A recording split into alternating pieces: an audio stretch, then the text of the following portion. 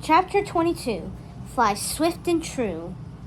Fire singed Dawn's hair as she leapt back just in time. The flames hit the stone path, cutting a deep crater into it. Dawn dropped the sword. It hit the ground with a loud clang, skittering a few feet away. Dawn scrambled to grab it, but the dragon reared back to strike again. Dawn backed up, but sharp thorns stabbed at her back. They snagged her shirt, entrapping her. She was pinned down, unable to escape. "Poor, simple fool," the dragon said, cackling in the dark fairy's hideous voice. The dragon cracked its mouth open to shoot out a bolt of flame when suddenly, woof, woof! Samson burst out of the vines and snapped at the dragon's long, scaly tail. He nipped at the tip as it whipped around. The dragon roared in pain and reared back in surprise. "How dare you, foul beast!" The dragon wheeled around to face Samson. Samson, however, was no match for this hellish, impossibly large creature.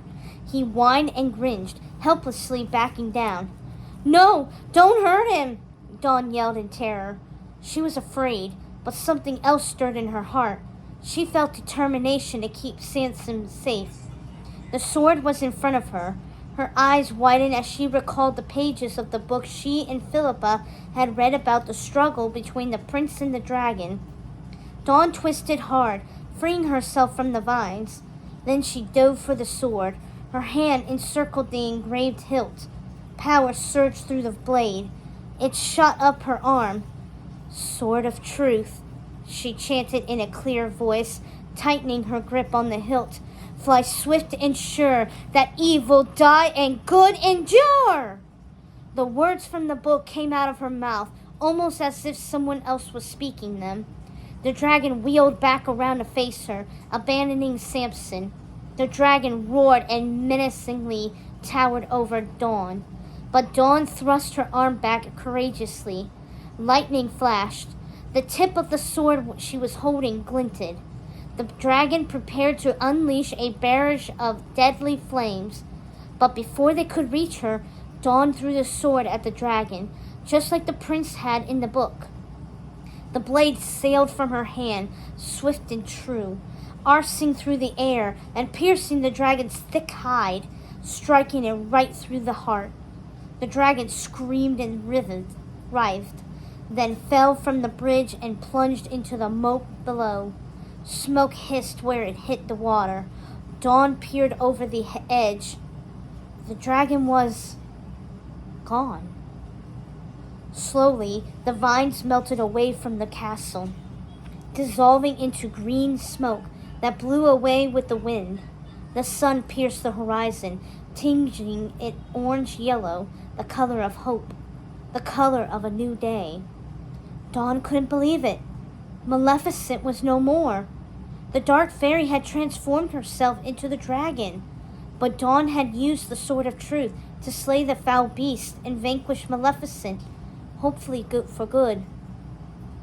Dawn felt herself relax. She didn't even realize she'd been holding her breath. She released it as her stress melted away. Dawn grabbed the spinning wheel. She carried it toward the castle's entrance. Samson trotted over and licked her hand. "Which way, boy?" He led her through the front doors. They strode through the canvas stone-floored rooms. Wood arch spanned over their heads, and the walls were lined with medieval tapestries. Dawn found Philippa's parents fast asleep in the kitchen, halfway through eating dinner.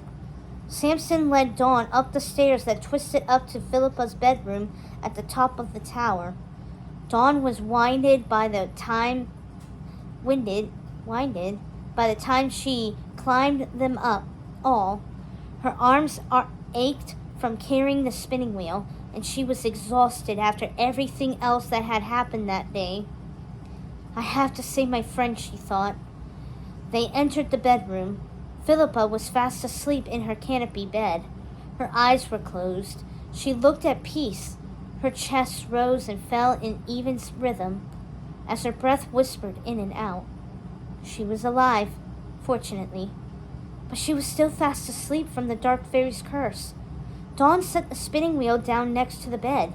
She stared down at her slumbering friend, but didn't know how to wake her. "Go ahead, do your magic," Dawn said to the wheel. "Wake her up." But nothing happened. The wheel was just like an ordinary piece of junk. No protection magic or green flames emanated from it. She tried turning the wheel, and it spun reluctantly, but Philippa remained fast asleep. That was when Dawn realized the curse the dark fairy had placed on her friend was stronger than the sleeping spells on the others. Even though Maleficent had perished as the slayed dragon, her magic endured. The spell refused to break. Even Samson looked worried. He yapped and licked Philippa's hand. "Come on, wake up," Dawn said, nudging her friend. But she didn't even stir. "I defeated her. I saved you. Please, why won't you wake up? I don't understand." Just then, something tumbled off the bed. It was the old leather-bound book, the one they'd taken from the shed. It landed with a thud and splayed open to a page that showed the cursed princess fast asleep in her bed. "From this slumber she shall wake. When true love's kiss, the spell shall break." "But I'm just her friend," Dawn said, starting to cry and feeling hopeless. "We're just kids. How could she break the spell? She wasn't a prince, or even a princess for that matter." Dawn hugged her friend tightly. Her tears fell, falling on Philippa's cheeks. "You're my friend, my true friend." Philippa still didn't stir. Dawn started to feel hopeless again. Then something else occurred to Dawn as she wept over her slumbering friend. Puppy kisses can heal anything, she thought. It was at least worth a shot. "Come here, boy," Dawn said, patting the bed. With a joyful bark, Samson hopped up on the bed with them. He tilted his head at her and whined. "Go ahead, give her some kisses," Dawn said. "You could do it, boy." Samson followed her gaze, then scrambled over and licked Philippa's face, smothering her in sloppy kisses. For a long moment, nothing happened. Dawn's heart sank, plummeting like the dragon had into the moat. Samson whined and looked depressed too. He pawed at Dawn for help as if to say, "Please wake her up." "I'm sorry, boy," Dawn said. "I thought it would work, but I guess I was wrong." But then, Philippa yawned and stirred. Her eyes slowly opened.